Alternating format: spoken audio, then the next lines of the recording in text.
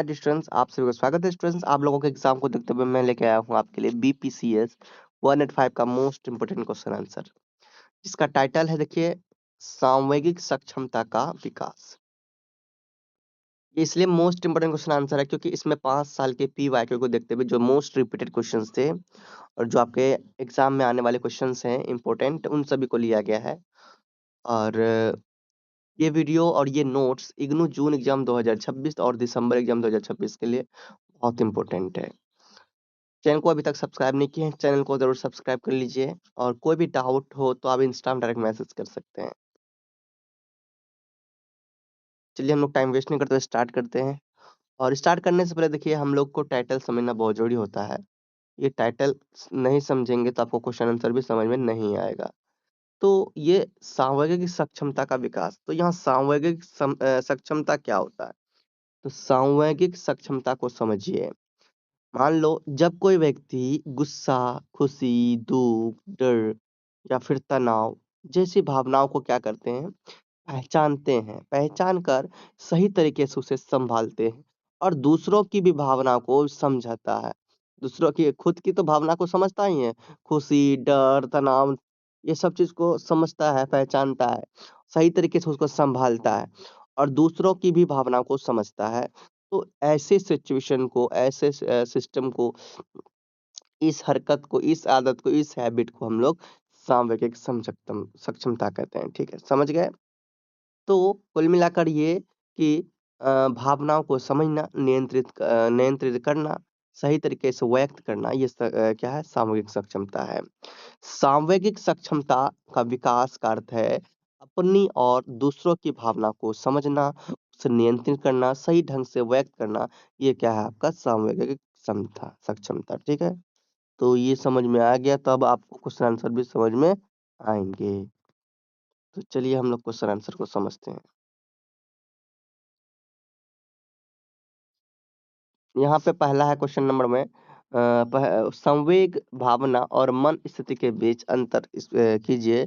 संवेग, चिंतन और व्यवहार के बीच संबंध पर चर्चा कीजिए।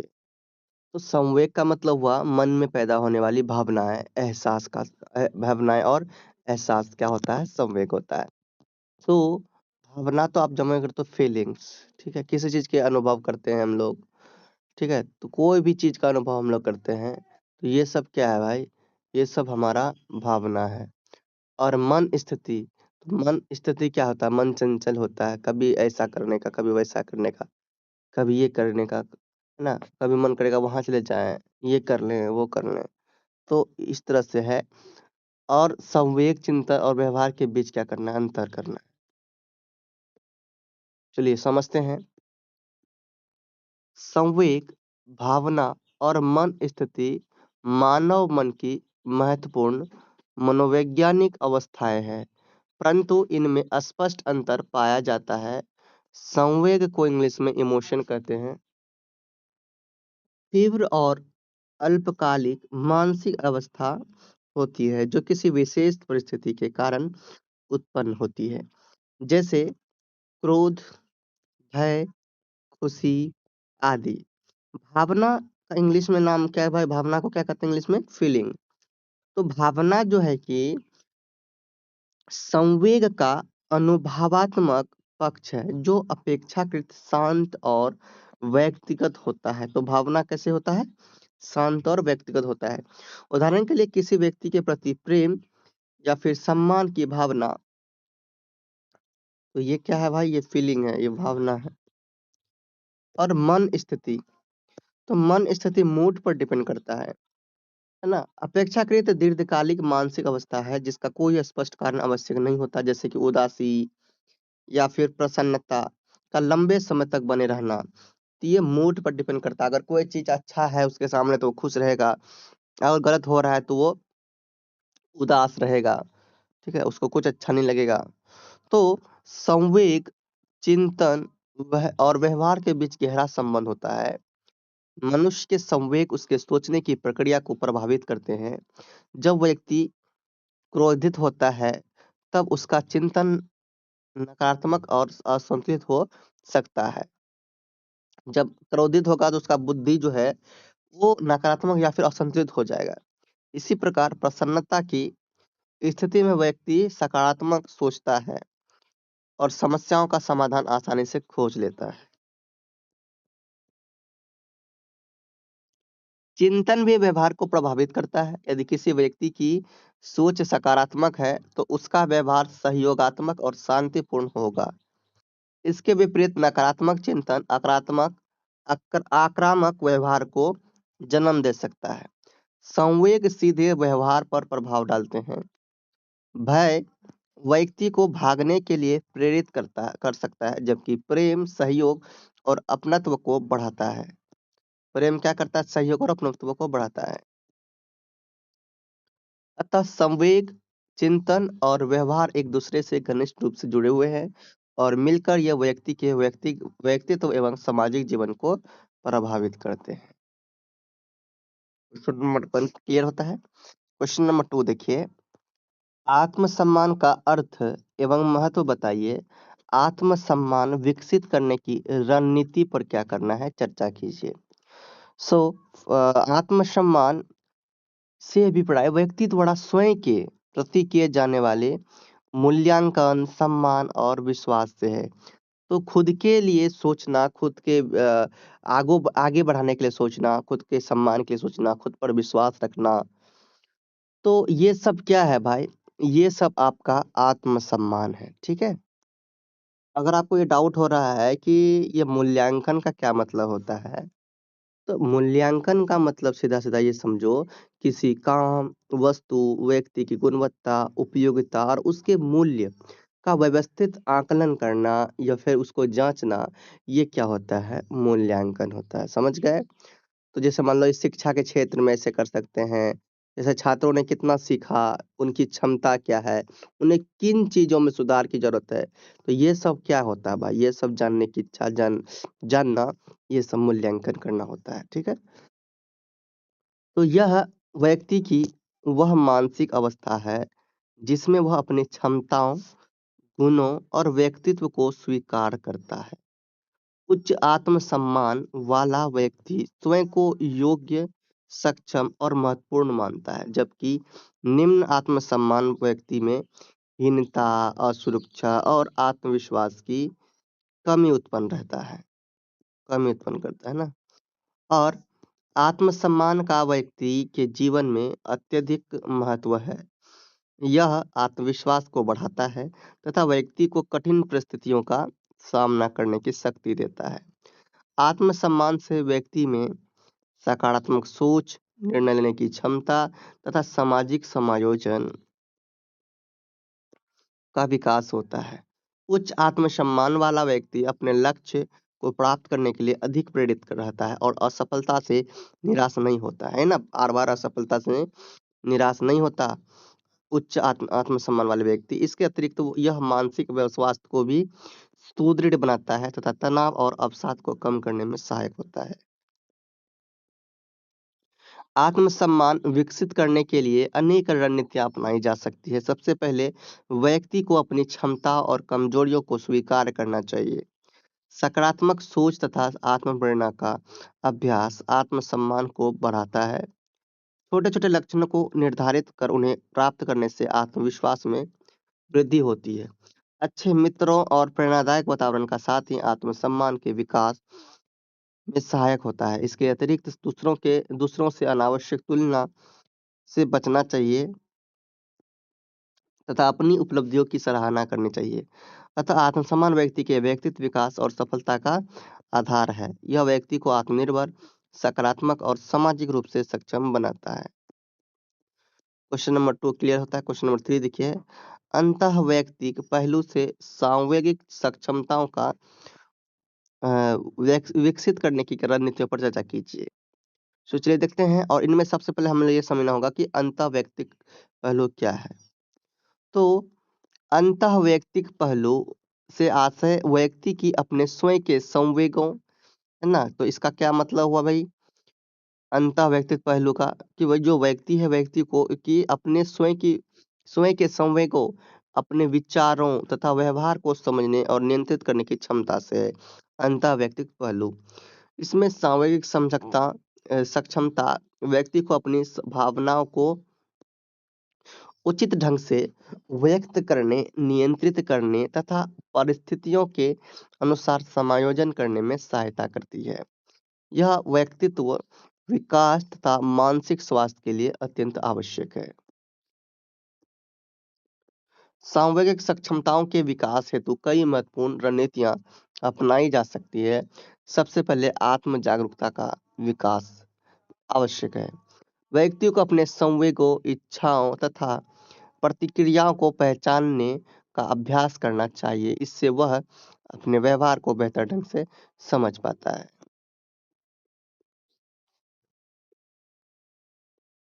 दूसरी रणनीति आत्मनियंत्रण है, इसमें क्रोध, भय या फिर तनाव जैसी भावनाओं को नियंत्रित करने के लिए ध्यान, योग तथा गहरी श्वास जैसे तकनीकों का प्रयोग लाभकारी होता है। इससे मानसिक संतुलन बना रहता है। तीसरी रणनीति सकारात्मक चिंतन का विकास है। सकारात्मक सोच व्यक्ति में आत्मविश्वास बढ़ाती है तथा नकारात्मक भावनाओं को कम करती है। असफलताओं को सीखने के अवसर के रूप में स्वीकार करना भी सामूहिक सक्षमता को मजबूत बनाता है। चौथी रणनीति आत्म प्रेरणा है। व्यक्ति को अपने लक्ष्यों के प्रति प्रेरित हो रहना चाहिए और कठिन परिस्थितियों में धैर्य बनाए रखना चाहिए। इससे संवेगात्मक स्थिरता विकसित होती है। इसके अतिरिक्त आत्मविश्लेषण, अच्छे सामाजिक संबंध तथा स्वस्थ वातावरण भी सामूहिक विकास में होते हैं सहायक होते हैं। परिवार और विद्यालय का सहयोग भी महत्वपूर्ण भूमिका निभाता है।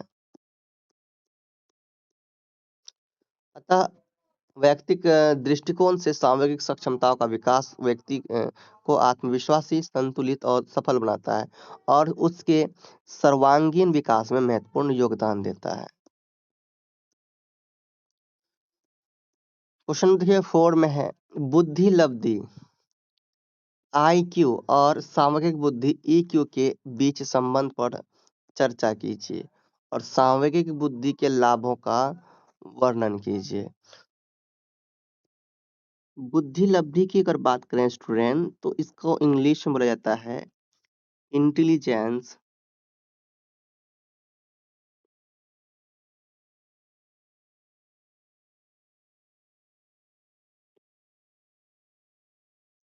Intelligence quotient.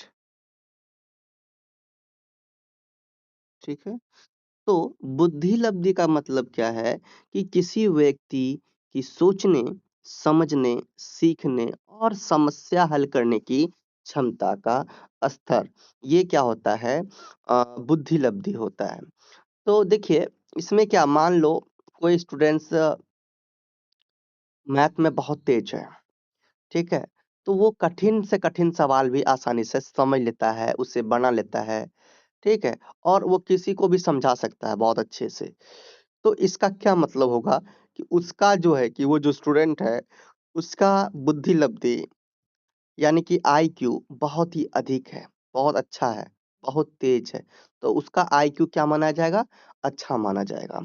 ठीक उसी प्रकार अब हम लोग बात करें सांवेगिक बुद्धि की, ठीक है? तो सांवेगिक बुद्धि को इंग्लिश में बोला जाता है इमोशनल इमोशनल इंटेलिजेंस,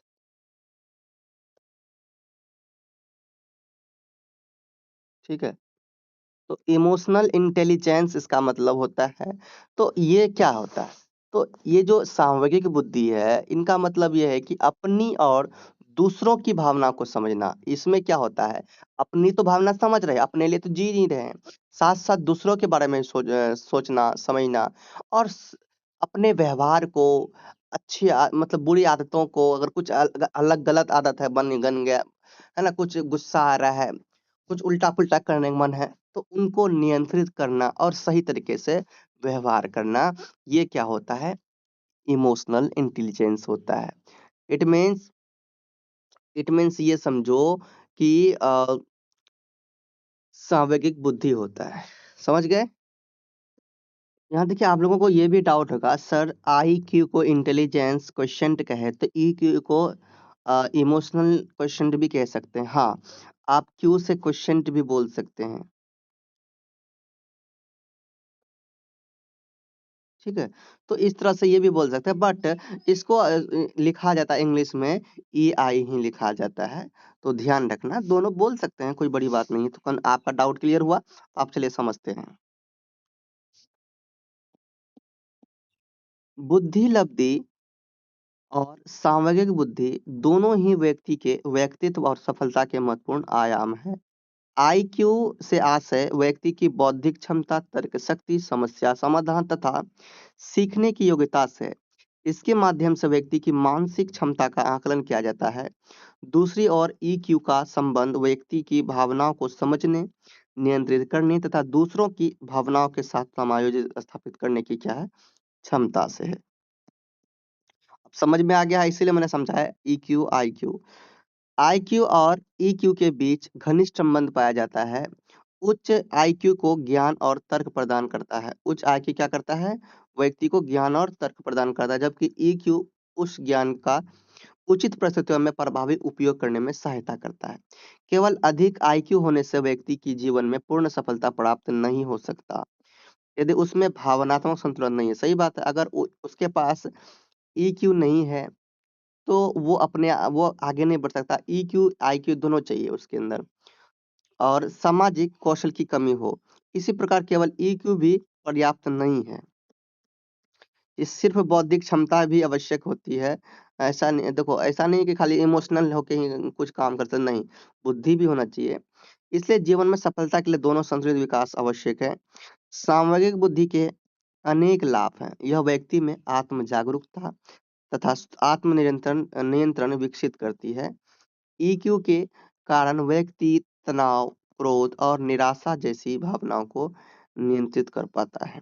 इससे मानसिक स्वास्थ्य बेहतर रहता। सामूहिक बुद्धि अच्छे सामाजिक संबंध स्थापित करने में भी सहायक होती है। उच्च ईक्यू वाला व्यक्ति दूसरों की भावना को समझता है और सहानुभूति प्रदर्शित करता है। इससे टीम वर्क और नेतृत्व क्षमता का विकास होता है। इससे इसके अतिरिक्त ईक्यू निर्णय लेने की क्षमता को बेहतर बनाती है तथा कार्यस्थल और व्यक्तिगत जीवन में सफलता दिलाने में सहायता करती है। यह व्यक्ति को सकारात्मक सोच, आत्मविश्वास और समायोजन की क्षमता प्रदान करती है। सो आईक्यू और ईक्यू दोनों एक दूसरे के पूरक हैं तथा व्यक्ति के सर्वांगीण विकास और सफलता के लिए दोनों आवश्यक है। यह अत्यंत आवश्यक है। क्वेश्चन नंबर 4 क्लियर होता है। 5 में है आत्मनियंत्रण का अर्थ एवं महत्व बताइए। आत्मनियंत्रण विकसित करने की रणनीति। तो ये आत्मनियंत्रण मैंने पहले भी देखा था। एक बार 1 मिनट में क्वेश्चन देखूं। ये क्वेश्चन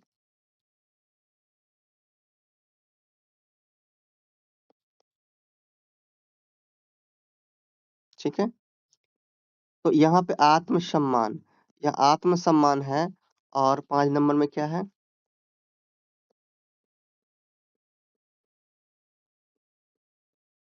अच्छा, यहाँ पे है आत्मनियंत्रण, दोनों अलग-अलग है। मैंने सोचा सेम ही क्वेश्चन ले लिया गया है।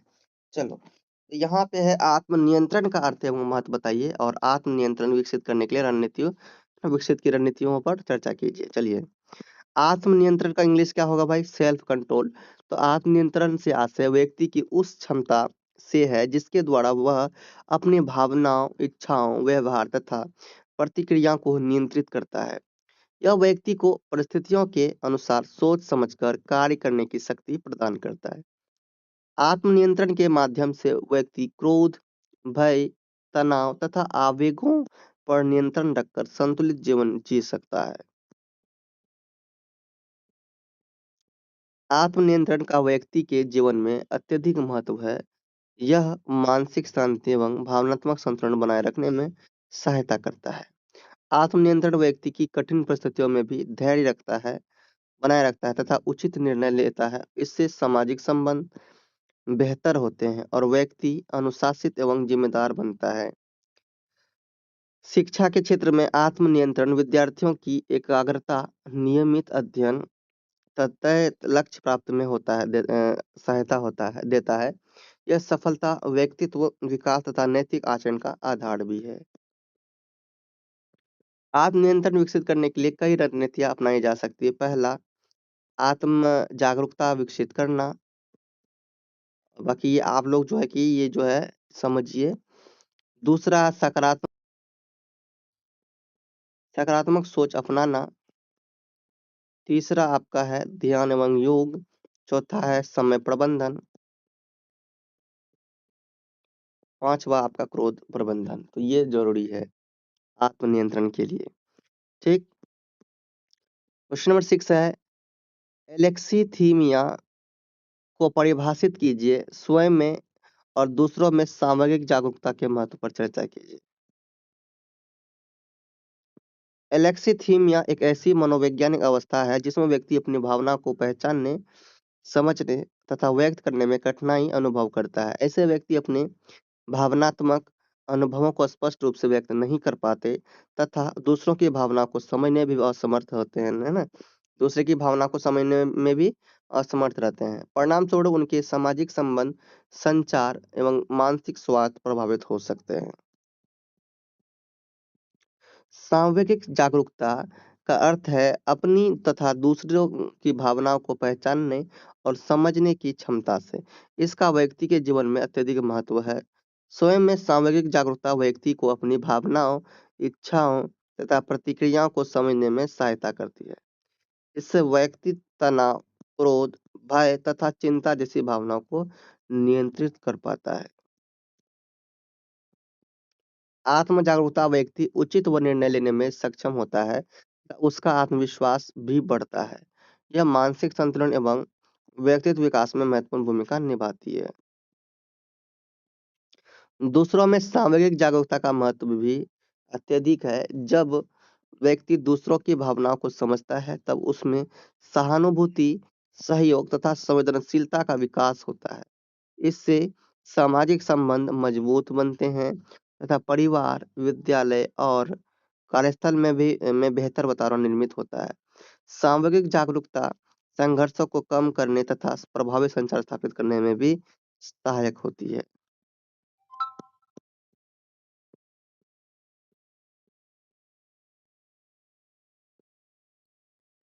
सामयिक बुद्धि को यह हम आपको बताए थे सामयिक बुद्धि क्या है? Emotional intelligence. तो सामयिक बुद्धि को परिभाषित कीजिए, सामयिक बुद्धि के विभिन्न घटकों तो ये बताया था अलग से मैंने। तो चलिए ठीक है, यहाँ पर आ गया तो समझिए। सामयिक बुद्धि वह क्षमता है जिसके द्वारा व्यक्ति अपनी तथी तथा दूसरों की भावना को पहचानता है, समझता है और नियंत्रित करता है तथा उचित रूप से व्यक्त करता है। यह व्यक्ति को सामाजिक संबंधों को प्रभावी ढंग से निभाने तथा तनाव का सामना करने तथा सही निर्णय लेने में सहायता करती है। देखिए, ये जो आपको देखने को मिल रहा है, कितना ईज़ी लैंग्वेज में है।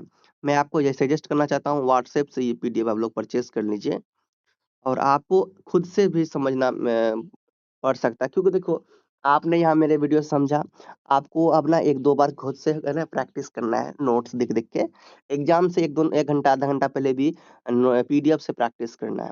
देन आपका एग्ज़ाम बहुत सुपर जाएगा और यहाँ जितने भी लैंग्वेज लिए गए, बहुत ईज़ी लैंग्वेज लिए गए।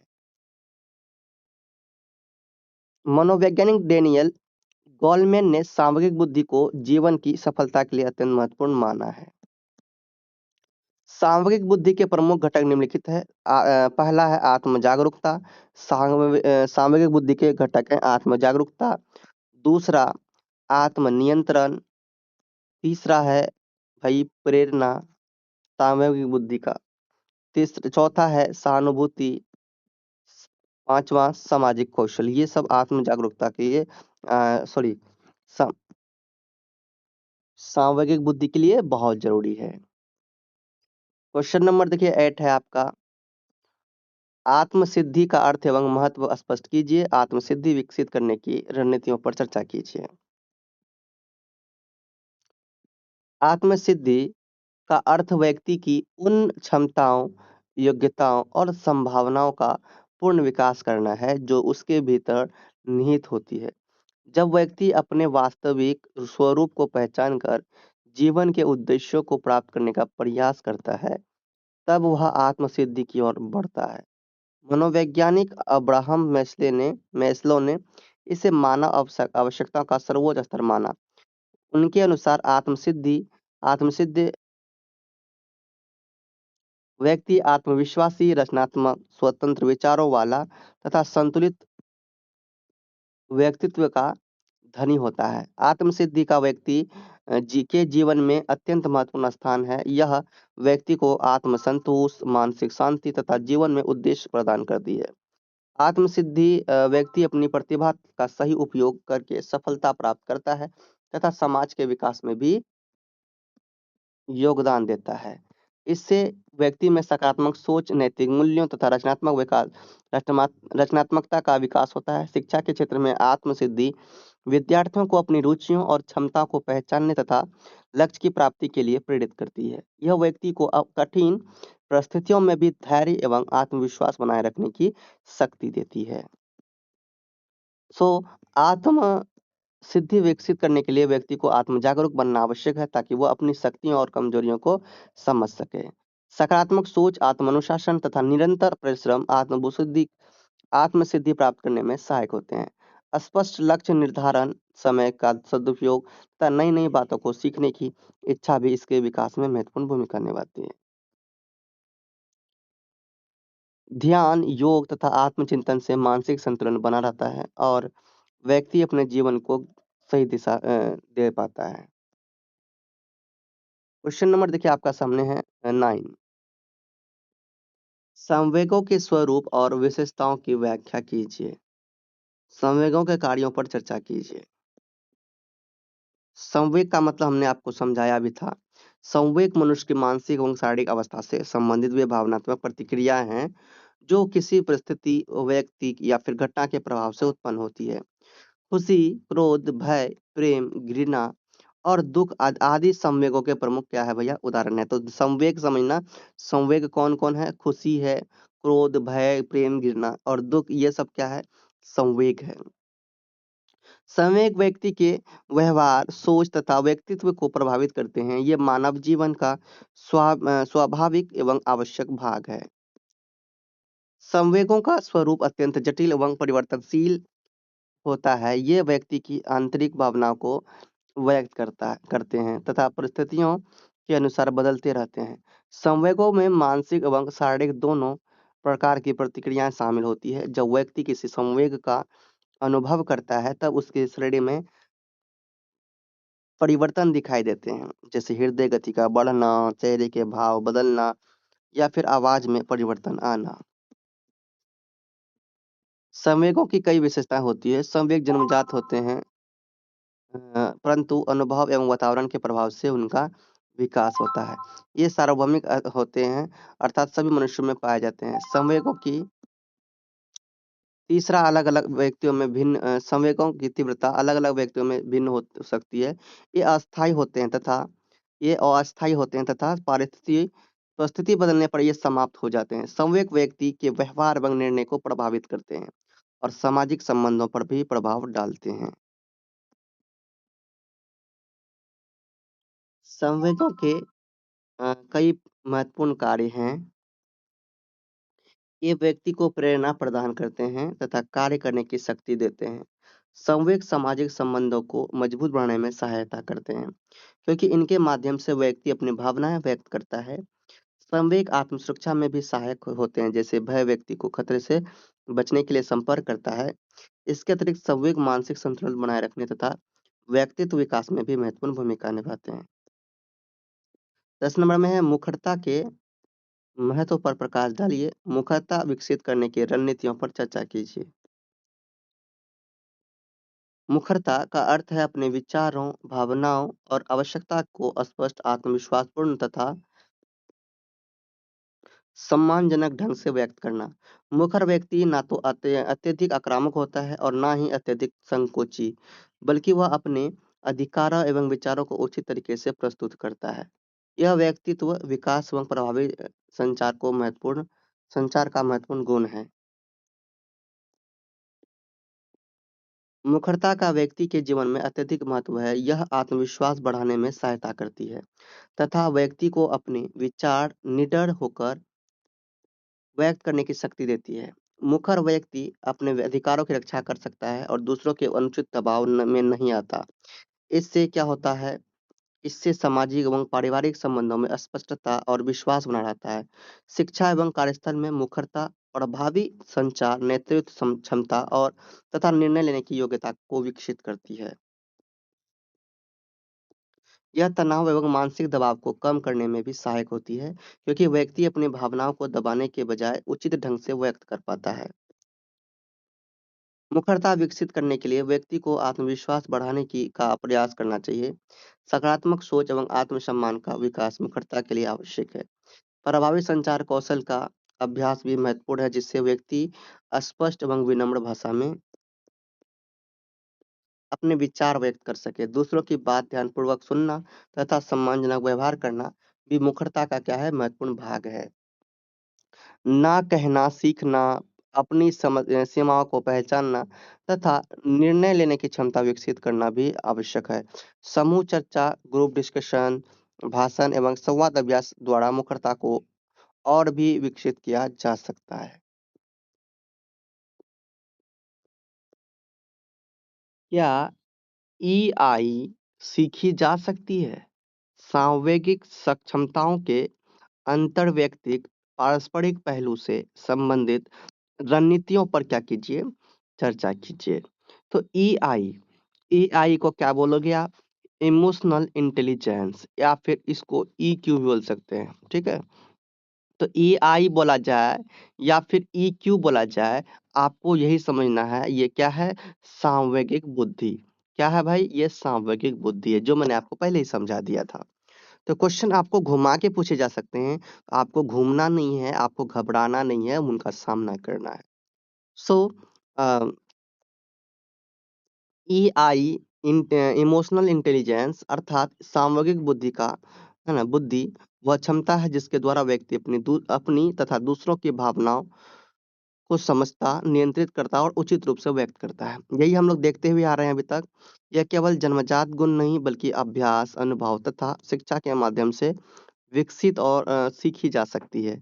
मनोवैज्ञानिकों का मानना है कि उचित प्रशिक्षण, आत्म जागरूकता तथा सामाजिक अनुभवों द्वारा व्यक्ति अपनी सामग्रिक बुद्धि को बढ़ा सकता है। सामग्रिक बुद्धि के विकास में अंतर्वैयक्तिक पारस्परिक पहलू अत्यंत महत्वपूर्ण होते हैं। ये वे गुण हैं जो व्यक्ति को दूसरों के साथ स्वस्थ एवं प्रभावी संबंध स्थापित करने में सहायता करते हैं। इनसे संबंधित कई रणनीतियां अपनाई जा सकती है। सबसे पहले प्रभावी संचार कौशल का विकास आवश्यक है। व्यक्ति को अपने विचारों और भावनाओं को स्पष्ट एवं विनम्र तरीके से व्यक्त करना सीखना चाहिए। साथ ही दूसरों की बात ध्यानपूर्वक सुनना भी आवश्यक है। इससे आपसी समझ और विश्वास बढ़ता है। सहानुभूति का विकास भी महत्वपूर्ण रणनीति है। दूसरों की भावनाओं और समस्याओं को समझने का प्रयास करने से संबंध मजबूत होते हैं तथा सहयोग की भावना विकसित होती है। क्रोध एवं तनाव प्रबंधन भी सामूहिक सक्षमता का महत्वपूर्ण भाग है। कठिन परिस्थितियों में धैर्य बनाए रखना तथा सोच समझकर प्रतिक्रिया देना अच्छे संबंधों को बनाए रखने में सहायक होता है। समूह कार्यों, चर्चा तथा सहयोगात्मक गतिविधियों में भाग लेने से सामाजिक कौशल विकसित होते हैं। इससे नेतृत्व क्षमता, सहयोग एवं सामंजस्य की भावना बढ़ती है।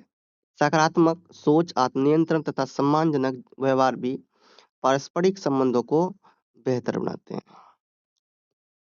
12 में है आपका स्वयं में और दूसरों में सामाजिक जागरूकता के महत्व पर क्या की चर्चा कीजिए। सामाजिक जागरूकता से आशय अपनी तथा दूसरों की भावना को पहचानने, समझने और उचित रूप से व्यक्त करने की क्षमता से है। यह व्यक्ति के मानसिक संतुलन, सामाजिक संबंधों तथा व्यक्तित्व विकास में महत्वपूर्ण भूमिका निभाती है। सामाजिक जागरूकता व्यक्ति को यह समझने में सहायता करती है कि पारस्परिक अ, की परिस्थितियों में वह क्या महसूस कर रहा है और उसके व्यवहार का दूसरे पर क्या प्रभाव पड़ रहा है। स्वयं में सामाजिक जागरूकता का अत्यधिक महत्व है। जब व्यक्ति अपनी भावनाओं को समझता है, तब वह क्रोध, भय, तनाव तथा चिंता जैसी भावनाओं को नियंत्रित कर पाता है। इससे मानसिक संतुलन बना रहता है तथा व्यक्ति उचित निर्णय लेने में सक्षम होता है। आत्म जागरूकता व्यक्ति अपनी शक्ति और कमजोरियों को पहचान कर आत्मविश्वास विकसित करता है। यह शिक्षा, कार्यक्षेत्र तथा व्यक्तिगत जीवन में सफलता प्राप्त करने में सहायक होती है। सामूहिक जागरूकता तनाव प्रबंधन तथा सकारात्मक सोच को भी बढ़ावा देती है। दूसरों में सामाजिक जागरूकता का महत्व भी उतना ही अधिक है जब व्यक्ति दूसरों की भावनाओं को समझता है तब उसमें सहानुभूति, सहयोग तथा संवेदनशीलता का विकास होता है। इससे पारिवारिक, सामाजिक एवं व्यावसायिक संबंध मजबूत बनते हैं। दूसरों की भावनाओं को समझने वाला व्यक्ति विवादों को शांतिपूर्ण ढंग से सुलझा सकता है तथा प्रभावी संचार स्थापित कर सकता है। विद्यालयों एवं कार्यस्थलों में यह गुण सहयोगात्मक वातावरण बनाने में सहायता करता है। सामूहिक जागरूकता व्यक्ति को बेहतर समायोजन एवं स्वास्थ्य स्वस्थ संबंध स्थापित करने में सहायता देती है। यह मानसिक स्वास्थ्य, आत्मनियंत्रण तथा व्यक्तित्व विकास का महत्वपूर्ण आधार है। 14 में है संवेग को परिभाषित कीजिए और इसे भावनाएं और मन स्थितियां जैसे शब्दों से अलग कीजिए। संवेगों के अंतर्वैयक्तिक, पारस्परिक प्रकारों का वर्णन कीजिए। संवेग या फिर इमोशन व्यक्ति की वह मानसिक एवं शारीरिक अवस्था है जो किसी विशेष परिस्थिति, घटना या फिर अनुभव के कारण उत्पन्न होती है। यह व्यक्ति के व्यवहार, विचार तथा प्रतिक्रियाओं को प्रभावित करती है। खुशी, क्रोध, भय, दुख और प्रेम आदि संवेगों के प्रमुख उदाहरण हैं। संवेग सामान्यतः तीव्र एवं अल्पकालिक होते हैं तथा इनके साथ शारीरिक परिवर्तन भी दिखाई देते हैं, जैसे हृदय गति बढ़ना, चेहरे के भाव बदलना आदि। तो संवेग, भावनाएं और मन स्थितियां एक दूसरे से संबंधित होते हुए भी अलग है। भावना यानी फीलिंग्स व्यक्ति के आंतरिक अनुभव को व्यक्त करती है और ये संवेगों की तुलना में अधिक व्यक्तिगत एवं शांत होती है। उदाहरण के लिए प्रसन्नता का अनुभव एक भावना है। मन स्थिति यानी कि मूड अपेक्षाकृत लंबे समय तक रहने वाली मानसिक अवस्था है जिसका कोई स्पष्ट कारण नहीं भी हो सकता है। ये पहले भी हम लोग देखे थे मनोस्थिति। जैसे किसी व्यक्ति का पूरे दिन उदास या फिर प्रसन्न रहना मन स्थिति कहलाता है ना। इसके विपरीत संवेग किसी विशेष घटना से उत्पन्न होते हैं तथा अधिक तीव्र होती है। तो यहाँ पे देखिए संवेगों के अंतर्वैयक्तिक प्रक्रिया व्यक्ति के आंतरिक जीवन से संबंधित होते हैं। ये व्यक्ति को प्रेरणा प्रदान करते हैं, सही निर्णय लेने में सहायता करते हैं तथा आत्म सुरक्षा का कार्य करते हैं। उदाहरण के लिए भय व्यक्ति को खतरे से बचने के लिए सतर्क करता है। संवेग मानसिक संतुलन बनाए रखने एवं व्यक्तित्व विकास में भी सहायक होते हैं। तो संवेगों के पारस्परिक प्रक्रिया सामाजिक संबंधों से जुड़ जाते हैं। इनके माध्यम से व्यक्ति अपनी भावनाएं दूसरे तक पहुंचाता है तथा दूसरों की भावनाओं को समझता है। इससे सहानुभूति, सहयोग एवं